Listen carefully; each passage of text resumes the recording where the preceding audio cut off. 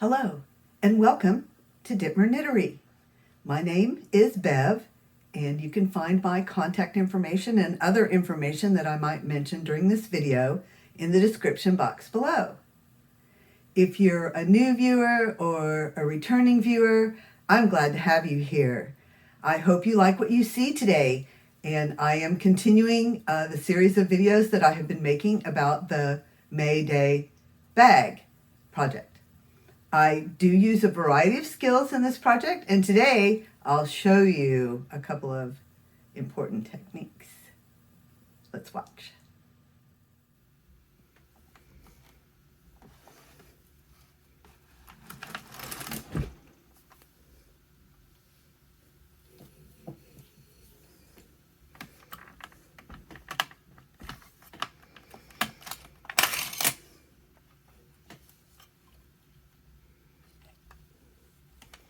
Jam in the machine because I didn't have the tension right.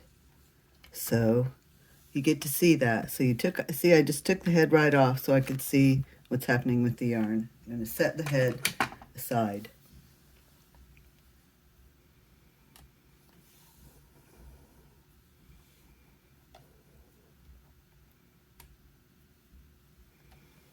Now, none of the stitches are dropped. Each hook, each needle still has a stitch. I'm going to use my tool to get these needles back in position.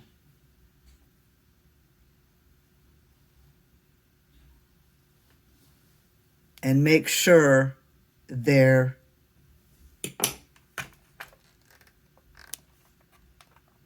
stitches are on them securely. Need to thread this back into the head just to get it out of the way.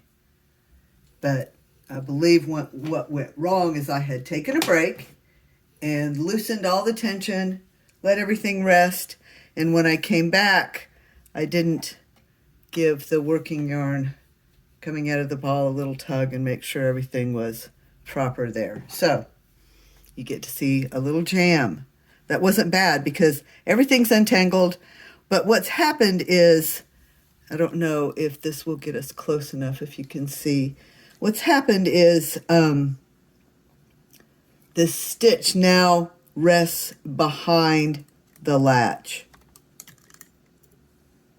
It's not on the hook. So that stitch could come right off of there, but I know how to fix that. That's easy. Now that stitch is back on the hook. I can push the hook back into line with the other hooks, and that stitch is secure. But see, that's happened to several of these along here where the yarn is behind this latch,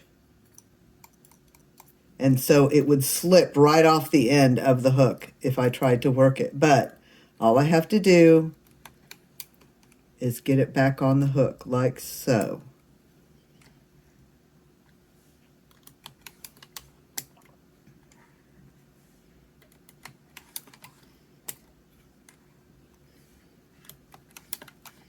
And so it is not automated, and there, that stitch dropped.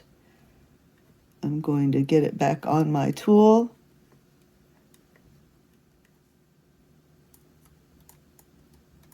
And I think I said that I really believe that being able to repair one's mistakes, get back on track after the mistake, is a big part of being able to do something like this. So let's see if we can make a row of knitting. Check all my things that need to be checked before we move this head.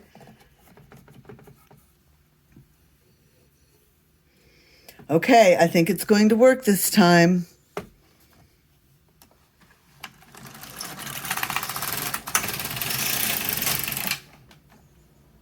A row of knitting.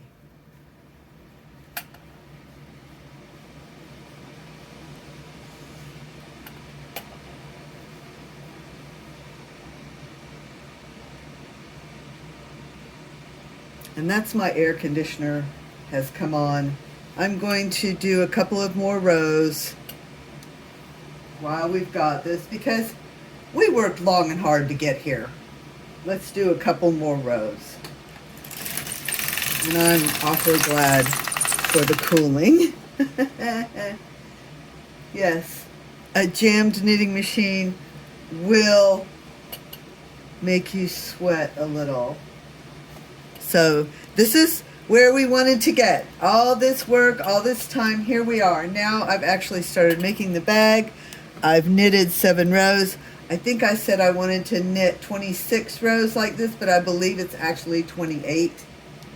I make some notes based on previous experience about how many rows and stitches to use to get the desired size and shape.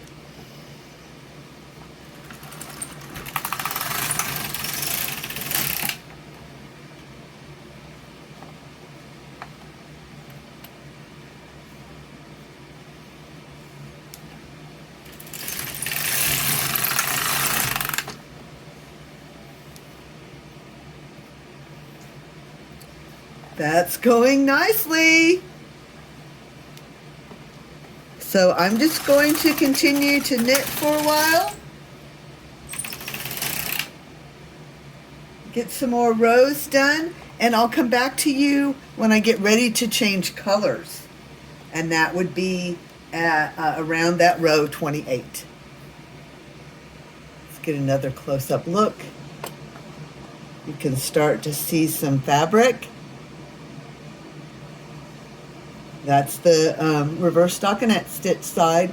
It's hard to see the other side just yet. I don't want to pull it up and disturb those hooks or needles, whichever we're calling them at the moment, because they look like hooks, but they're knitting needles. So I'm probably saying hooks and needles interchangeably. I'll come back when I get ready to attach another color. I've knitted 20 rows on the machine, and here's just a little bit of the stockinette stitch side. There you can see the waste yarn, the brownish, greenish, the ravel cord, just some fine weight cotton yarn, and then the main color, which is the 2 blues held together. This is what it looks like on the machine.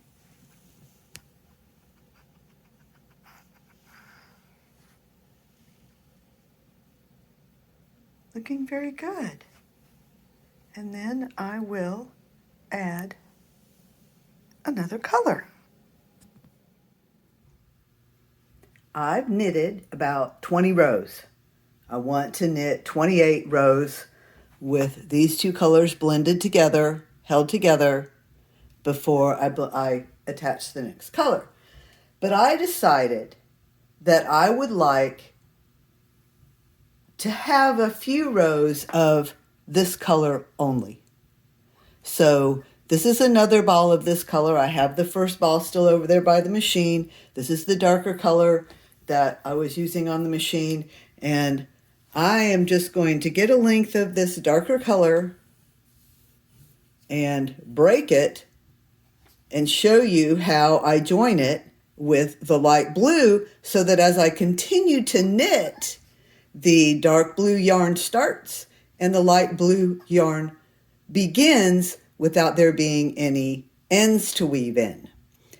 Now, of course, there are other methods of joining a new yarn, joining a new color.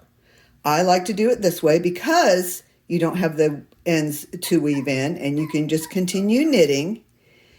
Also, because this is what it is, depicting grass and sky, it doesn't need to be a precise join. It doesn't need to be that one stitch is blue and the next stitch goes to green. It doesn't have to be a perfect, in the perfect place. I can just join it, and the other color can begin wherever I've broken the previous color. Now, like I said, if you wanted to do it more precisely, if you were making precise stripes, you would just join the yarn by a different method or measure and be very precise about this, but there's no reason for precision with what I'm doing right here. So I'm going to go ahead and break this.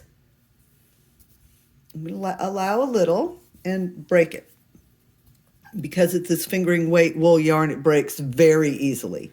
So I'm going to take the two ends of this yarn and join them with a wet splice. To start, I want to separate the plies. This is a 2-ply yarn, so I'll separate those 2 plies. And then I'm going to break it off. So there's only 1 ply left there at the very end of the yarn. And I'll do that to the other piece as well. Separate the plies.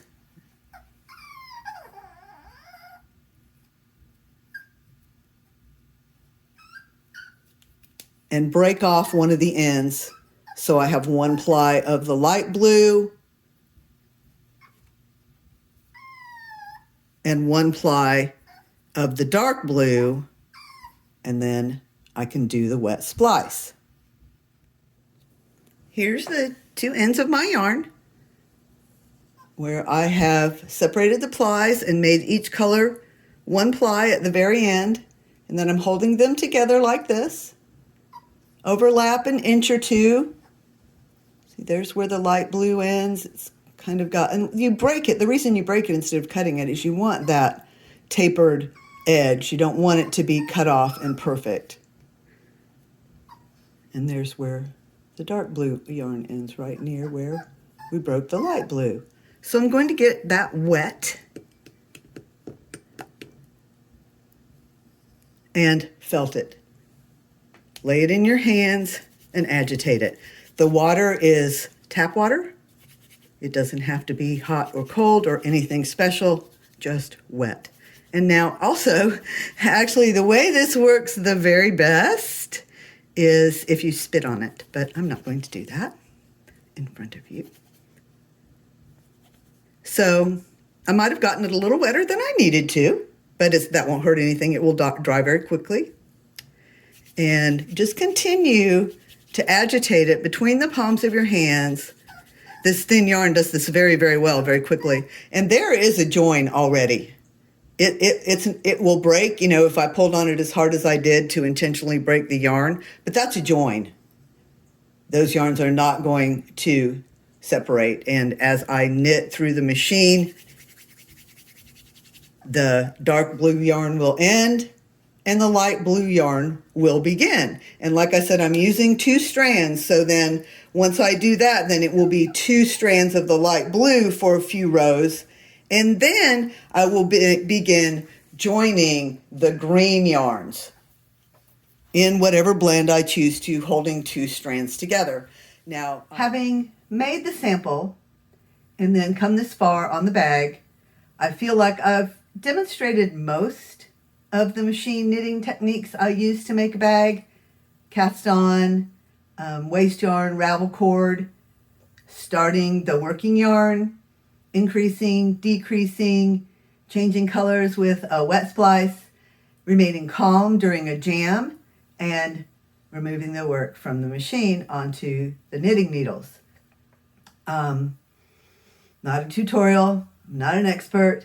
I'll try to answer your questions if you have questions, and I will point you to resources that I know about. So come back to see the progress soon, and thanks for watching.